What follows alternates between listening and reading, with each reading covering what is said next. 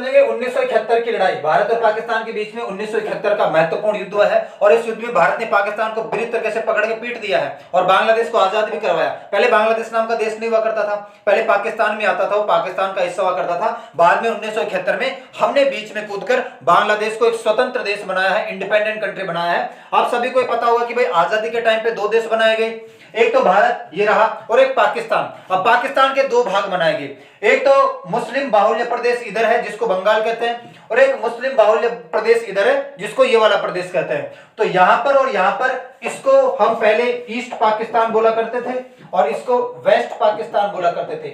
ये भी पाकिस्तान है, ये भी पाकिस्तान है, ये पूर्वी पाकिस्तान है, ये पश्चिमी पाकिस्तान है। तो दो टुकड़ों में पाकिस्तान को बना दिया गया है, तो ये एक ही देश। अब आपको ये पता होना चाहिए कि इस वाले एरिया के लोग इस वाले एरिया के लोगों को बहुत ही नीचा तुच्छ हीन समझना। ये लोग जब चुनकर आते, पार्लियामेंट में आते तो गाली गलौज करना, चप्पल जूते फेंकना, कुछ भी बोल देना, मतलब बहुत ही नीची कैटेगरी का समझते थे ये लोग इन लोगों को। इसके अलावा यहां पर बिल्कुल की डेवलपमेंट नहीं है, पानी की कोई सुविधा नहीं है, खाने पीने की सुविधा नहीं है, विकास का कोई काम नहीं है, बिजली की कोई सुविधा नहीं है। बहुत ही तुच्छ हरकत के साथ इसको ये लोग ट्रीट करते थे और इनको आए दिन पीट देते थे, रौंद देते थे, अपनी मनमर्जी से यहाँ पर अत्याचार करते थे। इसी बात को लेके एक सेना खड़ी हो गई यहाँ पर अपने अधिकारों की मांग करते हुए। जब आपके ऊपर इतना अत्याचार होता है, शोषण होता है, तो आप खड़े होते हैं और जब खड़े होते हैं उस सेना का नाम पड़ गया मुक्ति वाहिनी सेना। तो मुक्ति वाहिनी सेना वहां के जो लोकल यंग लोगों का ग्रुप है वो तैयार हो गया जिसको मुक्ति वाहिनी सेना के नाम से जाना जाता है। और जब इस सेना ने थोड़ा थोड़ा आगे बढ़ने का काम किया तो फिर पाकिस्तान की फौज ने इनको दबाने स्टार्ट कर दिया और फिर मुक्ति वाहिनी सेना ने अपने हाथों में हथियार उठा लिए। अच्छा, इस टाइम पे इस एरिया में एक बहुत ही महत्वपूर्ण नेता जिसका नाम है शेख मुजीबुर रहमान। आपको पता है कि शेख हसीना के पिताजी है शेख मुजीबुर रहमान। ये काफी जाने माने नेता, काफी बड़े नेता है और इतने ज्यादा प्रभावशाली नेता है कि प्रधानमंत्री के उम्मीदवार है।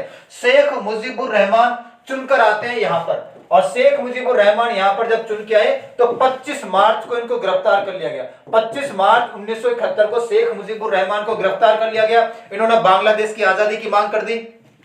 इसके बाद में अब देखो यहाँ पर बहुत ही ज्यादा अत्याचार हो रहा है। अच्छा, यहाँ पर पाकिस्तान की सेना तो है ही, पाकिस्तान की सेना के लिए आपने एक नाम सुना होगा, रजाकार आतंकवादी ग्रुप है। देखो पाकिस्तान कभी भी आगे से वार नहीं करता, हमेशा पीठ पीछे वार करता है। मैंने 1947 की लड़ाई में भी आपको बताया कि 22 अक्टूबर 1947 को जब पाकिस्तान ने जम्मू कश्मीर पर अटैक किया था ना, तो मुजाहिदीन नाम के ग्रुप को आर्मी की ड्रेस पहनाई तो उसको आगे रखा था, खुद पीछे थी। वैसे इस एरिया में पाकिस्तान की सेना के साथ रजाकार लड़ रहे हैं। रजाकार आतंकवादी ग्रुप के लोगों का नाम है जो आर्मी की ड्रेस पहनकर यहाँ पर लड़ रहे हैं। तो रजाकार और पाकिस्तानी सेना यहाँ पर बहुत ज्यादा अत्याचार कर रही है, पीट रही है, रेप कर रही है। महिलाओं का, बच्चियों का बहुत चरम सीमा पर रेप हुआ। एक रिपोर्ट के मुताबिक इस दौरान 4 लाख से ज्यादा महिलाओं का, बच्चियों का रेप किया है पाकिस्तान की सेना ने। बहुत ही नृशंस, आए दिन लोगों को मारना यहाँ पर चल रहा है। इसके अलावा अब यहाँ पर जब इतना अत्याचार बढ़ गया तो यहाँ से लोग फिर रेफ्यूजी के तौर पे भारत में आने लगे। अब भाई यहाँ पर आग लगी तो लपटे भारत में भी आएगी और लोग भारत में आने लगे रेफ्यूजी बनकर। और इसी टाइम पीरियड में मैं आपको बता रहा था कि 25 मार्च 1971 को शेख मुजीबुर रहमान इस एरिया के सबसे प्रभावशाली, सबसे बड़े नेता को गिरफ्तार कर लिया गया। और जब इसको गिरफ्तार कर लिया गया तो यहाँ पर मुक्ति वाहिनी सेना ने अपने नेता के लिए अपनी आवाज को और बुलंद कर दिया और आपस में सीधा टकरा गई पाकिस्तान की सेना से। अब जब 25 मार्च को गिरफ्तार कर लिया गया, बहुत ज्यादा अत्याचार बढ़ गया, तो हमारी प्रधानमंत्री इंदिरा गांधी है और हमारे जो जनरल है वो Sam Manekshaw, field marshal Sam Manekshaw. तो इंदिरा गांधी ने सैम मानेकशॉ को कहा 2 दिन बाद 25 तारीख को शेख मुजीबुर रहमान को गिरफ्तार किया और इंदिरा गांधी ने कहा सैम मानेकशॉ को, look into east, Sam Manekshaw जरा पूर्व में जाके देखो, कुछ ज्यादा ही गड़बड़ी चल रही है।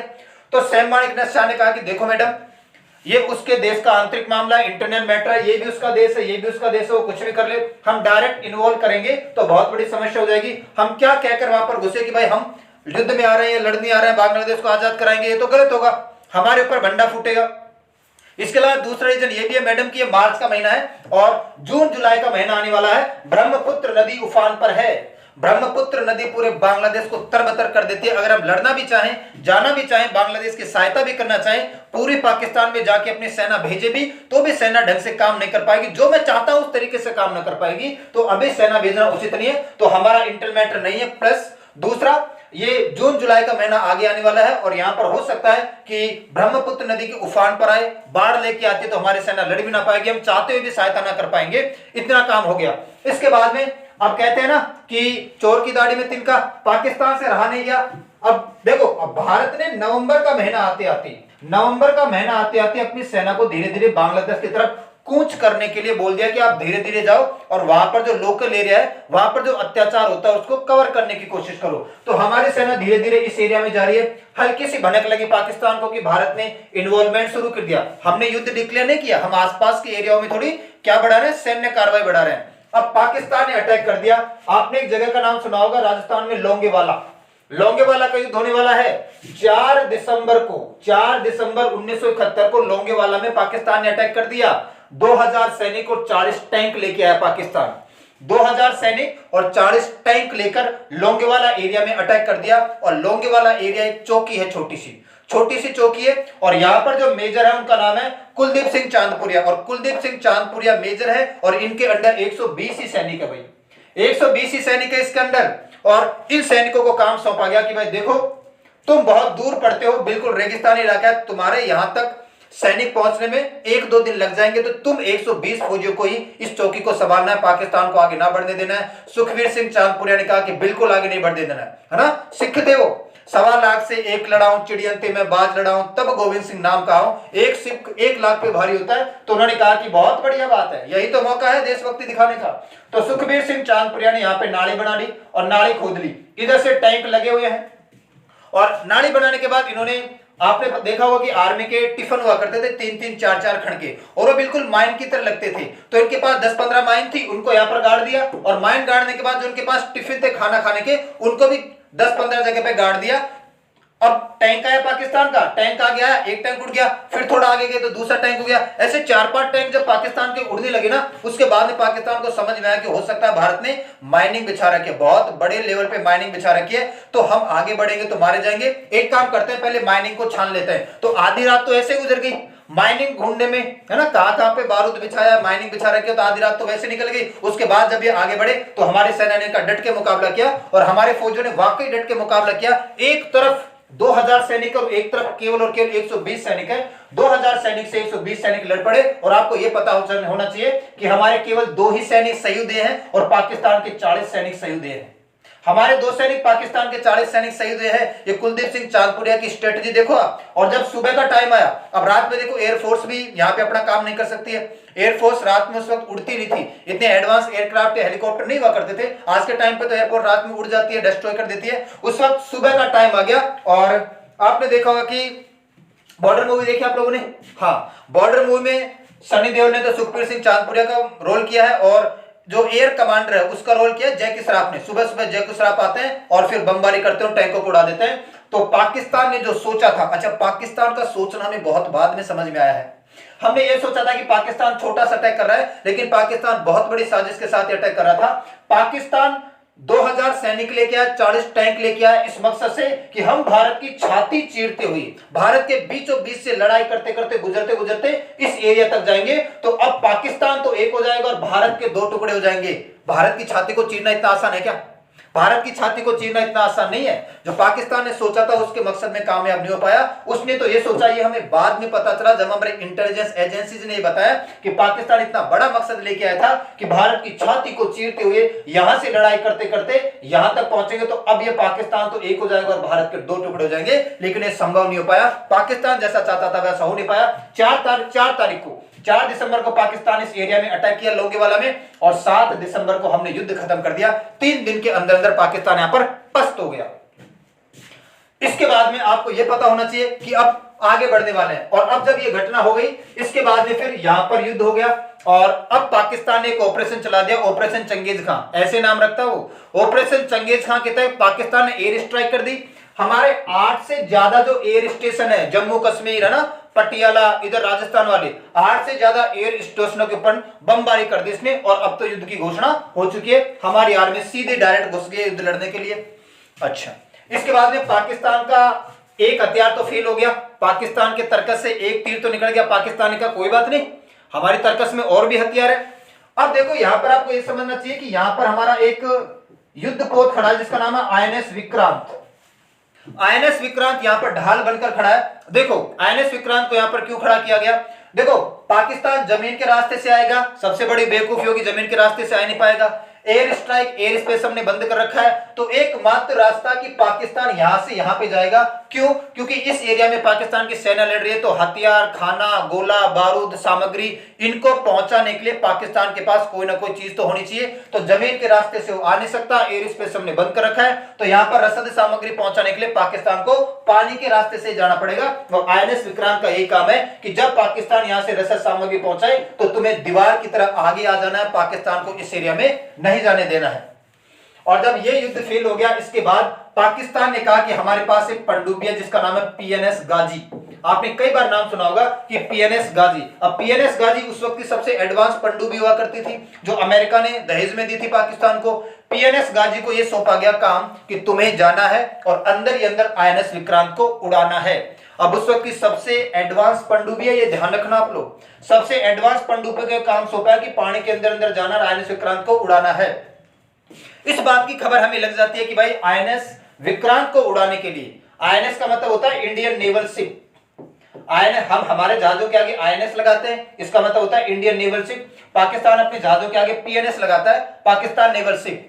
तो हमारी इंटेलिजेंस एजेंसी को पता चल गया कि भाई पाकिस्तान से एक बहुत ही एडवांस पनडुब्बी आ रही है और वो विक्रांत को उड़ाएगी, तो हमें उसको रास्ते में उड़ाना है। अब ये काम सौंपा गया, हमारा एक पुराना जहाज है INS राजपूत। INS राजपूत के काम सौंपा गया कि भाई देखो PNS गाजी नाम की पनडुब्बी आ रही है विक्रांत को उड़ाने के लिए, तुम्हें सजग रहना, तैयार होना है। वो विक्रांत तक ना पहुंच गए, INS राजपूत ने कहा कि पहुंच ना पाएगी। अब INS, जब ये पनडुब्बी यहां पर आ गई तो यहां पर हमारा INS राजपूत खड़ा, INS राजपूत एक तोप छोड़ी और तोप के माध्यम से PNS गाजी को डिस्ट्रॉय कर दिया, उड़ा दिया। अब इसमें पाकिस्तान के लोग क्लेम करते हैं कि भाई PNS गाजी खुद ही डूबी थी, और हम लोग क्लेम करते हैं कि हमारे INS राजपूत ने इसको उड़ाया है, डिस्ट्रॉय किया है। अब इसमें से ज्यादा बढ़िया बात है कि हमारे INS राजपूत ने इसको उड़ाया है, क्योंकि उस वक्त की एडवांस पनडुब्बी है और इसको चलाने वाला एक अमेरिकन ही था। ये डूब कैसे सकती है? हमारे INS राजपूत ने इसको डिस्ट्रॉय किया है, उड़ाया है, तब जाके ये डूबी है। पाकिस्तान के तर्कस से एक और तीर निकल गया, लेकिन फिर भी पाकिस्तान ने रुका। पाकिस्तान ने कहा कोई बात नहीं, हमारे तर्कस में एक और तीर है, ये भी निकालो। उसने फिर अपने दोस्तों को आह्वान किया, और उसके दोस्त है कौन? एक तरफ तो USA है और एक तरफ कौन है? UK। अच्छा, लड़ने के लिए, इन्वॉल्वमेंट के लिए तो बहुत सारे देश काम है। हमें यही लगता है कि भाई अमेरिका और ब्रिटेन ने ही मदद की थी। इस युद्ध में पाकिस्तान की मदद करने वाला अमेरिका है, ब्रिटेन है, चीन है, सऊदी अरेबिया है, श्रीलंका है और ईरान है। आपने देखा होगा श्रीलंका, आज के टाइम पे श्रीलंका भले हमसे मदद मांग रहा है, लेकिन श्रीलंका एक वक्त ऐसा था कि उसने फुल सपोर्ट किया था कि पाकिस्तान अगर तुझे सेना की जरूरत हो तो मैं सेना दे दूंगा। हद हो गई भाई, श्रीलंका ने कहा था, ऐसा स्टेटमेंट है कि अगर तुम्हें सेना की जरूरत है तो हमसे सेना ले जाओ, ठीक है। तो इस वक्त America, Britain, Iran, Saudi Arabia, Sri Lanka, ये सारे और चीन, सारे के सारे देश पाकिस्तान के पक्ष में। अमेरिका ने अपना 7वां बेड़ा भेजा, 7th बेड़ा। बेड़ा आप लोग जानते हैं कि पानी के अंदर बहुत सारे 40-50 जहाजों का एक साथ जमघट चलता है, उसको बेड़ा कहते हैं। और ब्रिटेन ने अपना ईगल बेड़ा भेजा, ईगल बेड़ा, इसमें भी 10 से 15 जहाज हुआ करते थे। एक आपने देखा होगा कई बार न्यूज में, एक जहाज, फिर 2 इसके पीछे, फिर 3 इसके पीछे, फिर 5 इसके पीछे, ऐसे पानी के अंदर बहुत सारे जहाज एक साथ चलते हैं, उसको बेड़ा कहते हैं। तो अमेरिका ने 7वां बेड़ा भेजा, ब्रिटेन ने ईगल बेड़ा भेजा, पाकिस्तान की सहायता करने के लिए, पाकिस्तान की मदद करने के लिए। अब जब हमें यह पता चला कि भाई पाकिस्तान की मदद करने के लिए अमेरिका और ब्रिटेन आने वाले, तो हमने फिर रूस से गुहार लगाई।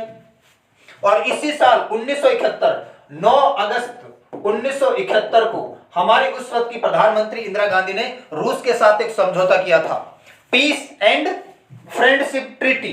पीस एंड फ्रेंडशिप ट्रीटी है ना, शांति एवं दोस्ती समझौता भारत की प्रधानमंत्री इंदिरा गांधी ने रूस के साथ किया था इसी साल 9 अगस्त 1971 को।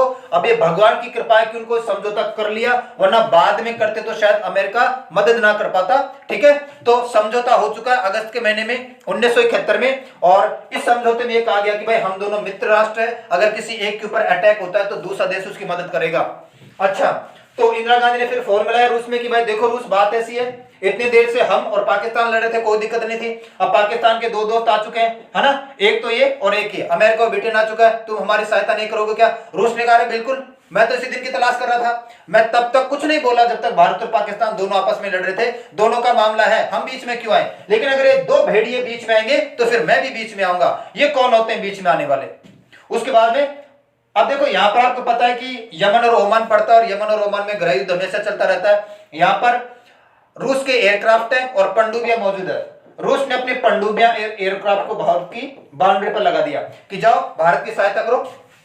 इधर से रूस और ब्रिटेन आ रहे हैं, तुम्हें भारत को किसी भी कीमत पर प्रोटेक्ट करना है। ये लोग आगे आके खड़े हो गए। यहां से अमेरिका और ब्रिटेन का बेड़ा आ रहा है। अमेरिका के एडमिरल ने कहा तुम लोग क्यों आए हो? रूस को कहा, अमेरिका के एडमिरल की, रूस तू बीच में क्यों आया है ना?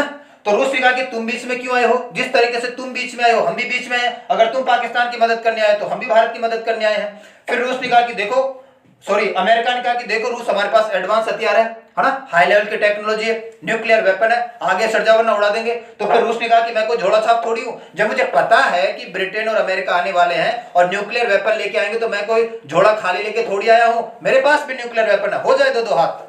जब ऐसा कहा रूस ने तो इनकी पतलून क्या हो गई? गीली हो गई। और ब्रिटेन के एडमिरल ने कहा अमेरिका को कि भाई बात कुछ ऐसी है मेरे दोस्त, वी आर टू लेट, हम थोड़ा सा लेट हो गए, रूस बीच में आ गया, अब कुछ नहीं हो सकता, हमें लौटना पड़ेगा। और बाद में दोनों लौट कर चले गए। और जब ये लौट के चले गए तो हमने सेना को पूरी छुट्टी दे दी कि अब बांग्लादेश को तुरंत आजाद करवाया जाए। और बांग्लादेश को आजाद करवाने के लिए एक तरफ तो पाकिस्तान की सेना है और रजाकार से, और एक तरफ भारत की सेना और इनकी हेल्प करने के लिए मुक्ति वाहिनी सेना भी मौजूद है ना। अच्छा, अब यहां पर पाकिस्तान की आर्मी को थोड़ा डराना भी है। हमने क्या किया कि अब हेलीकॉप्टर लेके जाते थे, एयरक्राफ्ट लेके जाते थे और उसमें से हम कमांडो नीचे कूदवाते थे। तो कमांडो तो नाम मात्र के हुआ करते थे, उनके साथ में पुतले फेंकते थे। जहां पर भी पाकिस्तान की आर्मी नीचे दिखती थी वहां पर हेलीकॉप्टर रख देते थे ऊपर, और वहां से 4-5 कमांडो कूद गए, उसके साथ में 10-15 पुतले फेंक दिए जाते थे। तो पाकिस्तान की आर्मी को यह लगता कि यार बहुत ज्यादा कमांडो आ गए हैं, अब भारत के कमांडो की एंट्री हो गई है, अब कुछ नहीं हो सकता। तो आपने देखा होगा कि 93,000 पाकिस्तान के सेना ने सरेंडर कर दिया। 93,000 पाकिस्तान के सैनिकों ने भारत के सामने समर्पण कर दिया और बांग्लादेश इंडिपेंडेंट हो जाता है, आजाद हो जाता है। अच्छा, पाकिस्तान को तो इस बात से मतलब है कि भाई रिकॉर्ड बनना चाहिए, चाहे अच्छा बने बुरा बने, रिकॉर्ड तो बना, Guinness book of world record में शामिल तो हुआ नाम कि भाई 93,000 पाकिस्तान के सैनिकों ने कभी भारत के सामने सरेंडर किया था। अच्छा, जब यहां पर युद्ध लड़ा गया था, मैं आपको बता रहा था लोंगेवाला का, तो हमारी सेना ने लगभग 15,000 स्क्वायर किलोमीटर का पाकिस्तान का एरिया जीत लिया था। हमारी सेना ने 883 किलोमीटर स्क्वायर का एरिया जम्मू कश्मीर में, तो हमारी सेना ने 15,000 स्क्वायर किलोमीटर का एरिया पाकिस्तान के अंदर तक घुस गई थी। 1972 में शिमला समझौता होता है और शिमला समझौते के अंदर जो 15,000 स्क्वायर किलोमीटर जमीन हमने पाकिस्तान की जीती थी ना, इसको वापस से हमने लौटा दी थी। अच्छा, जम्मू कश्मीर का जो 883 स्क्वायर किलोमीटर का एरिया हमने जीता था ना, ये हमने कभी नहीं लौटाया, ध्यान रखना। जम्मू कश्मीर के अंदर भी हमने 883 स्क्वायर किलोमीटर का एरिया 1971 की लड़ाई में जीता था और ये हमने कभी भी नहीं लौटाया। हमने केवल वो एरिया लौटाया है जो 15,000 स्क्वायर किलोमीटर का लाहौर के आसपास का एरिया है, वो लौटा दिया शिमला समझौते 1972 के बाद। उसके बाद में शेख मुजीबुर रहमान को क्या करवाया गया? आजाद करवाया गया, और शेख मुजीबुर रहमान बांग्लादेश के पहले राष्ट्रपति बनने वाले हैं। अब इस टाइम पीरियड में आपको यह समझना होगा, क्या समझना होगा कि 30 लाख से ज्यादा लोगों की डेथ हुई है बांग्लादेश की आजादी में। 30 लाख से ज्यादा लोग मरे हैं और 4 लाख से ज्यादा महिलाओं और बच्चियों का रेप हुआ है। ऐसा समय आया साल 2 साल बाद तो यह लगा कि हर दूसरी महिला बांग्लादेश की प्रेग्नेंट थी, हॉस्पिटल में सीटें कम पड़ गई थे, डॉक्टर कम पड़ गए थे। 4 लाख से ज्यादा महिलाओं का रेप किया है पाकिस्तान की आर्मी ने, 30 लाख से ज्यादा लोगों को मारा है और 1 करोड़ से ज्यादा लोग भारत की तरफ भागे हैं। रेफ्यूजी बनकर, शरणार्थी बनकर के हमें शरण दो, वहां पर तो बहुत ज्यादा अत्याचार हो रहा है। तो इस तरीके से हमने बांग्लादेश को आजाद करवाया, पाकिस्तान के अत्याचारों से मुक्त करवाया है। और एक वक्त 1971 में जो देश आजाद हुआ था, आज उसकी जीडीपी पाकिस्तान से ज्यादा है। आज वो हर एक क्षेत्र में पाकिस्तान से आगे, क्योंकि पाकिस्तान तो आतंकवादियों का गढ़ है। उसमें तो क्या है, ज्यादा से ज्यादा आतंकवादी पैदा कर सकता है, उसको कुछ नहीं कर सकता। लेकिन बांग्लादेश समय के साथ साथ आगे बढ़ा और बहुत आगे निकल चुका है। ठीक है, तो ये 1971 की लड़ाई है जो हमने जीती है पाकिस्तान से, और पाकिस्तान इसको अपने किताबों में जीता हुआ बताता है। पाकिस्तान हर एक लड़ाई को जीता हुआ बताता है कि हम 1947 में भी जीते, 1965 में भी जीते, 1971 में भी जीते, 1999 में भी जीते कारगिल का वार। लेकिन सच्चाई है कि पाकिस्तान एक भी युद्ध भारत से आज के टाइम तक नहीं जीता है।